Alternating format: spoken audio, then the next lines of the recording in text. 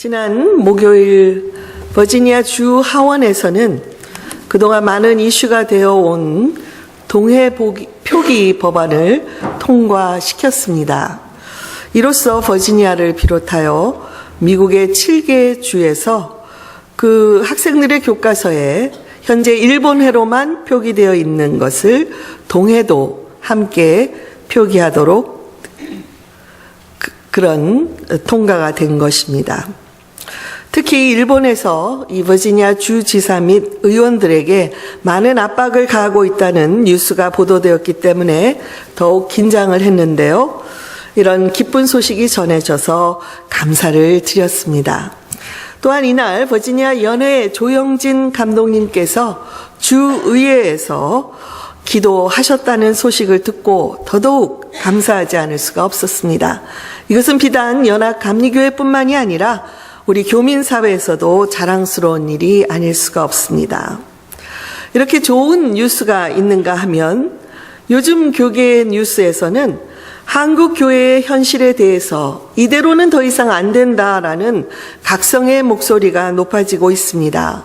참고로 한국의 기독교 윤리실천운동 이름하여 기윤실에서 전국의 19세 이상 남녀 1000명을 대상으로 실시한 2013년 한국교회의 사회적 신뢰도 여론조사를 그 결과를 제가 알려드리겠습니다.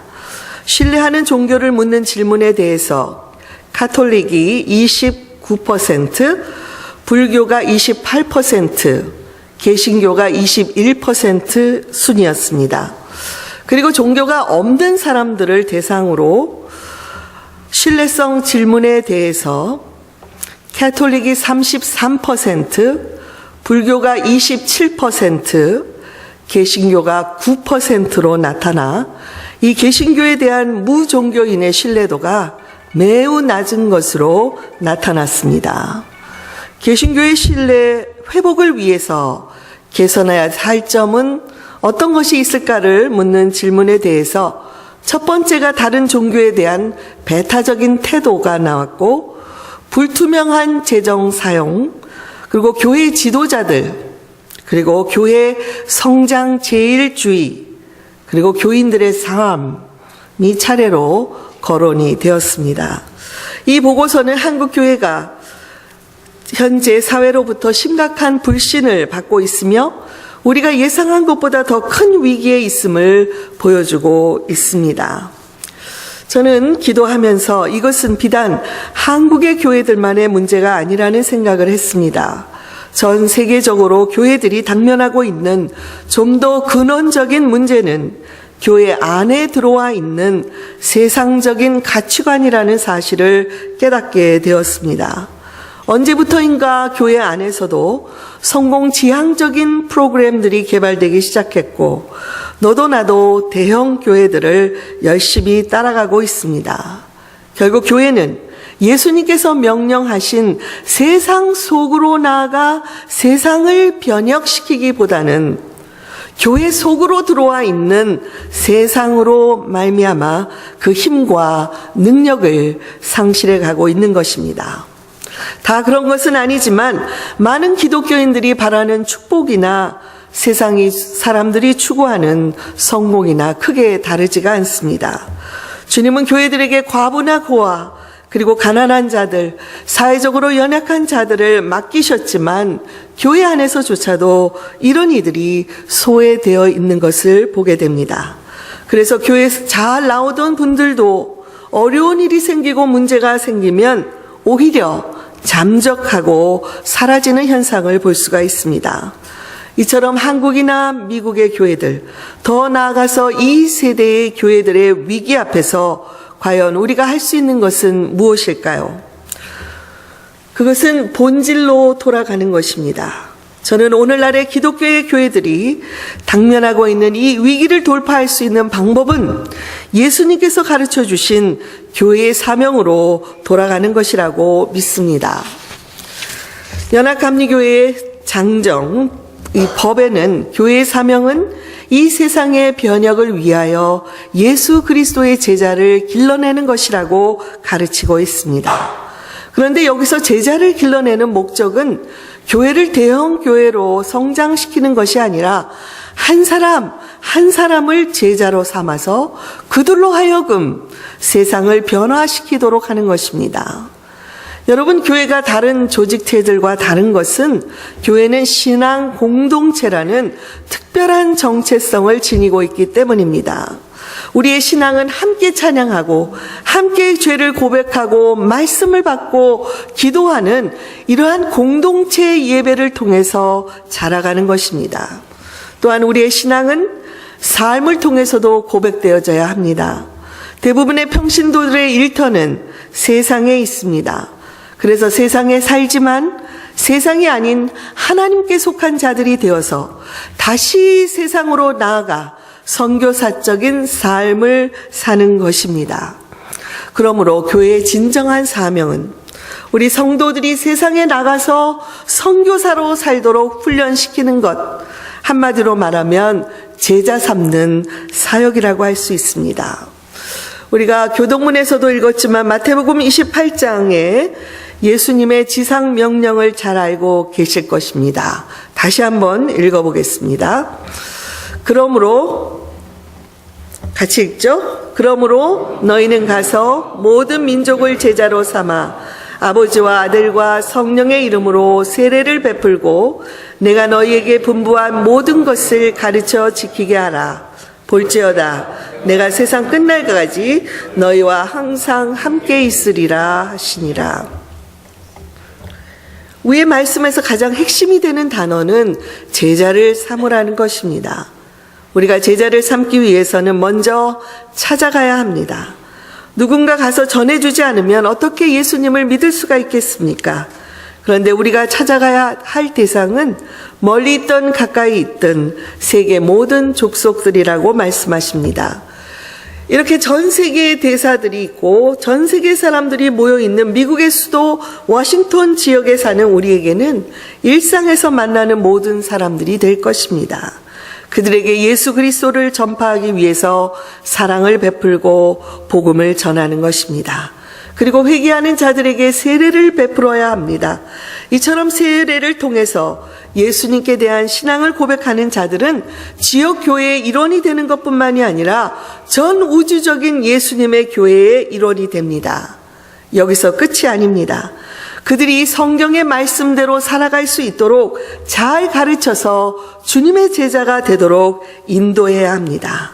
이렇게 한 사람이 예수님을 믿고 변화되어 제자가 되는 것, 바로 이 전략이 예수님께서 교회에게 맡긴 사명이었습니다. 교우 여러분, 우리 교회는 현재 이 사명을 충실하게 감당하고 있습니까? 이에 대한 대답은 우리 자신을 스스로 돌아보면 알 수 있을 것입니다. 여러분은 예수님의 제자가 되었습니까? 오늘 우리가 후원하고 있는 니카라구아 고아원에 대한 선교 보고도 들었지만 과연 얼마나 많은 교우들이 선교에 관심을 갖고 참여하고 있습니까? 전도의 열매는 얼만큼 맺고 있습니까? 날마다 말씀을 읽고 묵상하며 꾸준히 기도 생활을 하고 있습니까? 오늘 본문인 누가복음 14장에서는 예수님에 대한 소문이 퍼져가면서 수많은 무리가 예수님을 따라다녔다고 기록하고 있습니다. 그러자 예수님께서 그들에게 도전을 하시면서 먼저 예수님의 제자의 길이 어떤 것인지를 생각해보고 가치가 있는 길이라는 결론이 서면 뜨뜻미지근하게 믿지 말고 확실히 제자로 살아갈 각오를 하라고 말씀하셨습니다. 마치 사람들이 망대를 세우기 전에 그 망대를 완성하는 데 들어가는 비용을 계산을 해보고 그 비용이 확보된 후에야 공사를 시작하는 것처럼, 또한 전쟁에 나가기 위해 적의 숫자와 전쟁 능력 등 모든 것을 고려해서 이 전쟁의 승산이 있다고 판단될 때에야 전쟁을 하고, 그렇지 않으면 적과 화친을 해야 하는 것처럼 제자의 삶에 대해서도 깊이 생각해 보라는 것입니다. 무작정 예수님의 이적을 행하심만 바라보고 성공과 축복을 기대한다면 그것은 그 사람 자신은 물론이거니와 예수님의 사역에도 방해가 될 것이었습니다. 본문에서 예수님은 제자의 삶에 대해서 세 가지로 말씀하셨습니다. 첫째, 26절 같이 읽겠습니다. 무릇 내게 오는 자가 더욱이 자기 목숨까지 미워하지 아니하면 능히 내 제자가 되지 못한다고 말씀하셨습니다. 이것은 자기 가족들과 자기의 목숨까지 내어줄 정도로 예수님을 전폭적으로 사랑하고 따르는 자만이 제자의 삶을 살 수 있기 때문이었습니다. 둘째로 27절의 말씀을 읽겠습니다. 누구든지 자기 십자가를 지고 나를 따르지 않는 자도 능히 내 제자가 되지 못하리라. 제자들은 예수님께서 처참하게 형벌받아 죽으신 그 십자가의 길을 날마다 따라가야 합니다.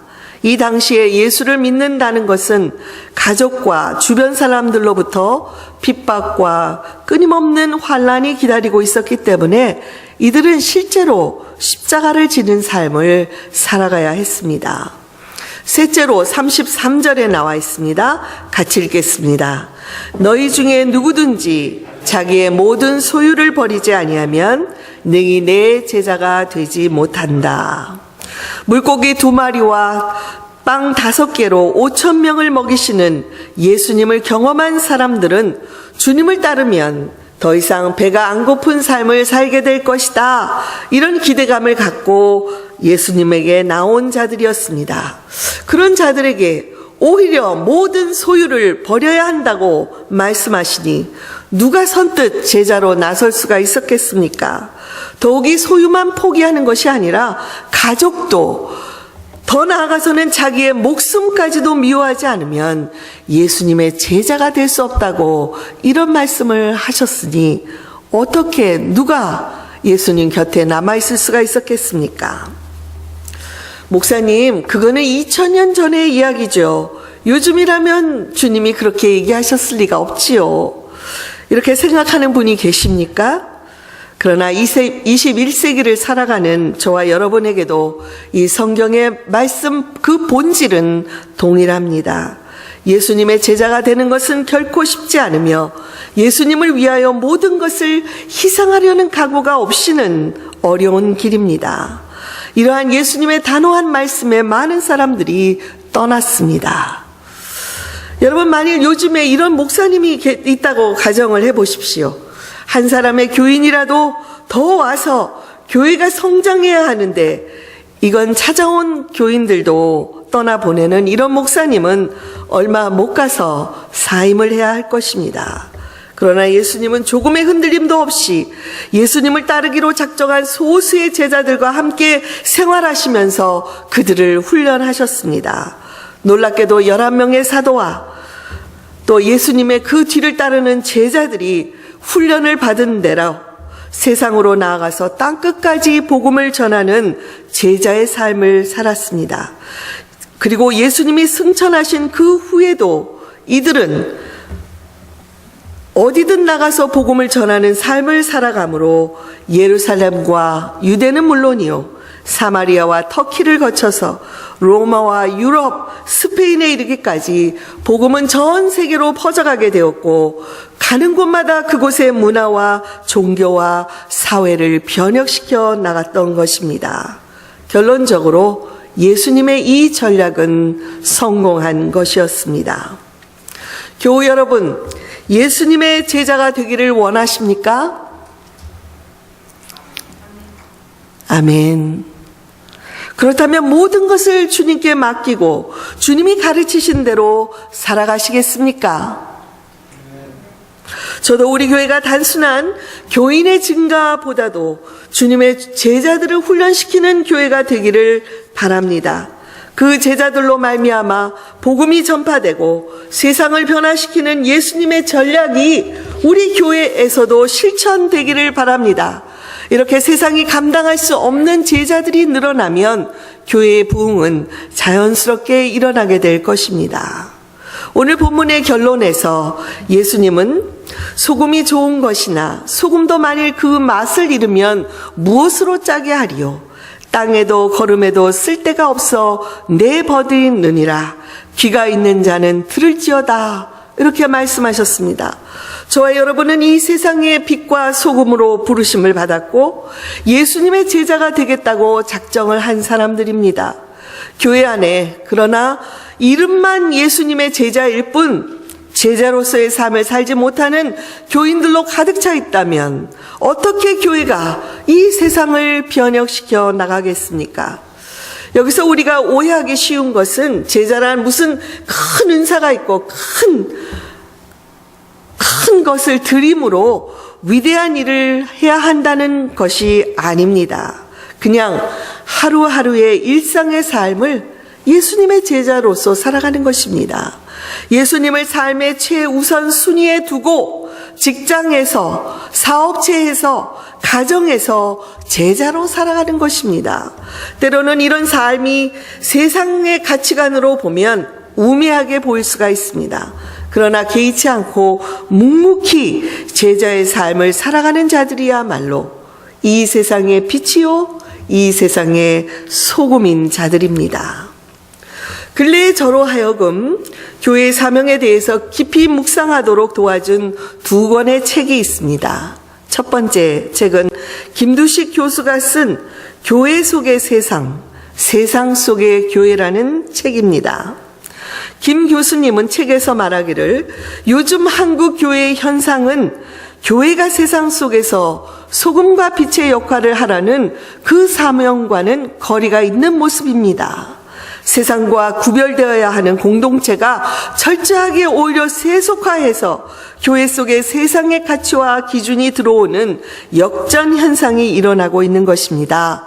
라고 문제를 제기하고 있습니다. 그 일례로 대형교회 담임 목사 세습, 정부와 손잡은 정치적인 교회, 평균 이하의 목회자의 자질, CEO형의 권력형 목회자, 이런 것들로 등등등등 시작을 해서 결국에는 세상적인 복을 추구하는 세속형 평신도 등등 조목조목 한국교회의 현실을 이 책에서 지적하고 있습니다. 저는 이 책을 읽으면서 마치 제 자신이 벌겨벗겨지는 것과 같은 부끄러움을 느꼈습니다. 저는 엎드리기 시작했습니다.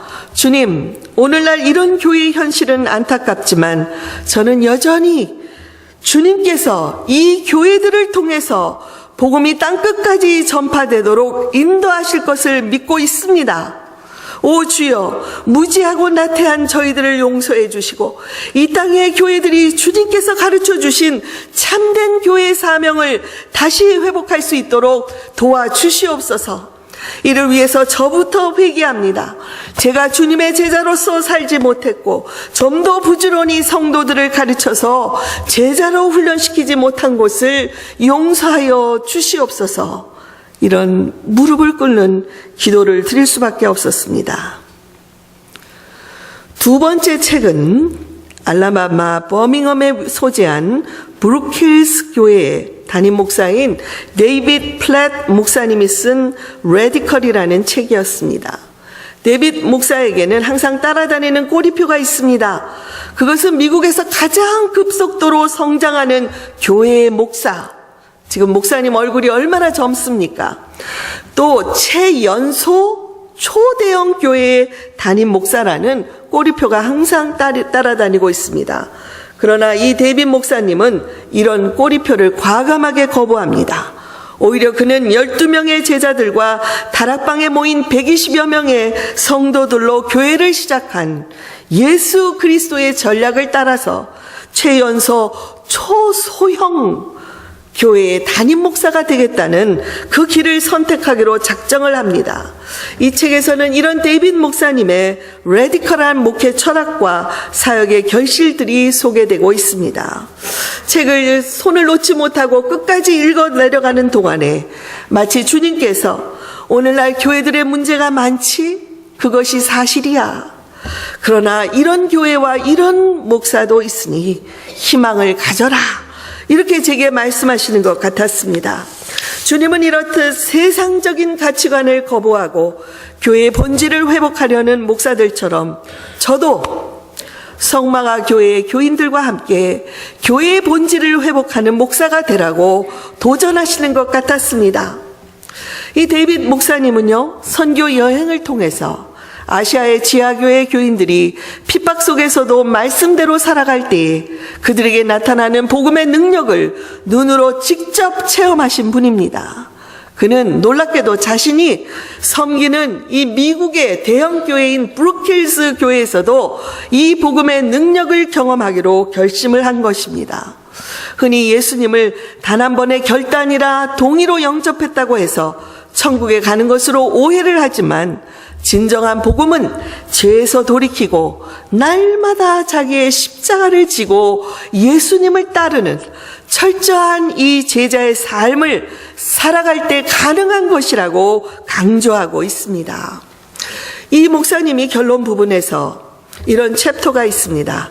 당신의 삶을 완전히 바꿀 라디컬 실험, 삶을 뒤엎는 365일. 이 챕터에서 다음과 같은 1년을 인생에서 하나님께 드리자라는 제안을 하고 있습니다. 이 1년 동안 특별히 집중해야 될 것이, 첫째는 전 세계를 위해서 기도하는 것입니다. 세계에 70억 인구가 있지만 45억이라는 인구가 그리스도를 모르고 살아가고 있고 10억이 넘는 사람들이 기아로 죽어가는 이 세계에 하나님의 나라가 이루어지도록 구체적으로 기도하는 것입니다. 둘째는 한 해 동안 창세기에서부터 요한계시록까지 말씀을 전체를 빼놓지 않고 체계적으로 읽어가는 것입니다. 여러분, 저희 교회에서도 새해 나눠드렸는데 많은 분들이 성경 말씀을 열심히 읽고 있다고 그렇게 저에게 말씀해 주셔서 얼마나 감사한지요.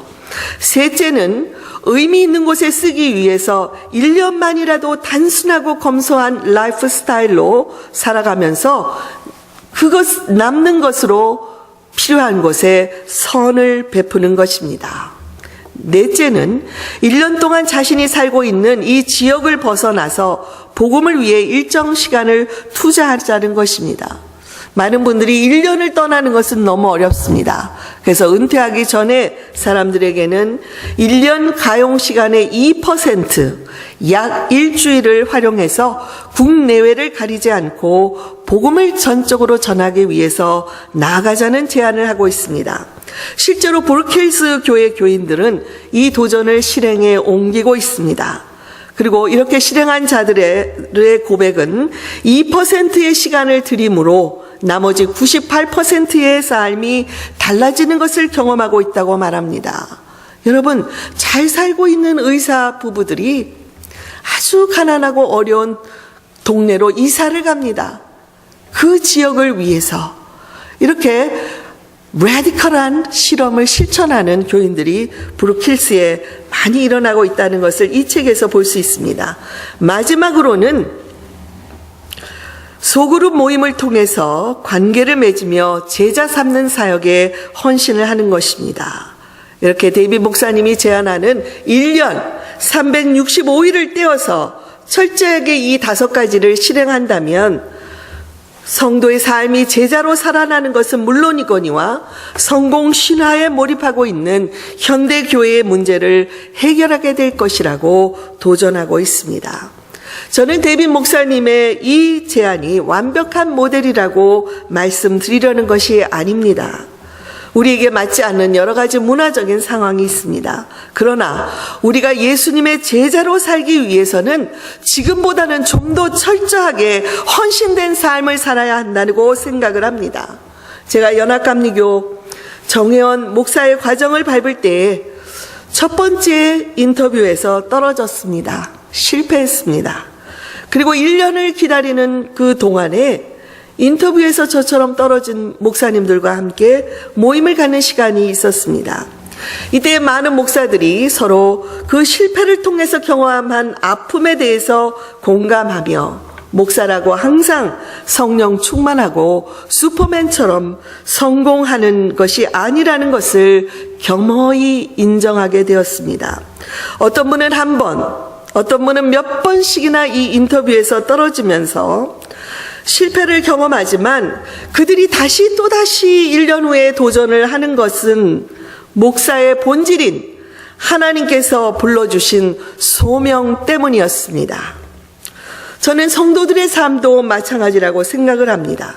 비록 우리가 성도로서 늘 순종하지 못하고 때로는 실패하고 때로는 뒤돌아가려는 유혹이 우리 가운데 있기도 하지만 처음 우리를 불러주신 하나님의 사랑, 나를 위해 십자가에서 죽기까지 한 예수 그리스도의 그 사랑 때문에 절절히 눈물을 흘리며 예수님을 마음에 영접했던 그 때를 생각하면 우리는 다시 일어설 수가 있는 것입니다. 성경 어디에도 제자로 살아가는 것이 쉬운 일이 아니라고 말씀했습니다. 그러나 한 번 성도로 부르심을 받은 자들은 끝까지 이 제자의 길을 갈 수 있도록 성령께서 도와주실 것입니다. 교우 여러분, 주님께서 저와 여러분에게 너는 나와 함께 십자가에서 죽었느냐? 너는 나를 위해서 이 세상의 가치관을 버릴 수 있느냐? 돈도 명예도 자존심도 다른 사람이 좀 나를 알아주기 바라는 이 인정도 포기할 수 있느냐? 라고 물으신다면 어떻게 대답하시겠습니까? 저는 성마가 교회의 목사로서 레디컬한 제자의 삶을 실험해 보고 싶습니다. 저 홀로라면 힘들겠지만 저와 함께 동행할 교우님들이 있다면 담대하게 이 길을 갈 것입니다. 교우 여러분, 성마가 교회가 진정한 교회의 이 사명을 감당하도록 저와 함께 주님의 제자로 살아가기를 원하십니까? 주님 앞에 지금보다 좀 더 헌신하겠다는 마음, 내 나이 많고 적음이 문제가 아닙니다. 내가 무슨 일을 많이 하겠다는 것이 아닙니다. 내가 제자의 삶을 살겠다 하는 이 결단이 중요하다고 생각을 합니다. 함께 기도하시겠습니다.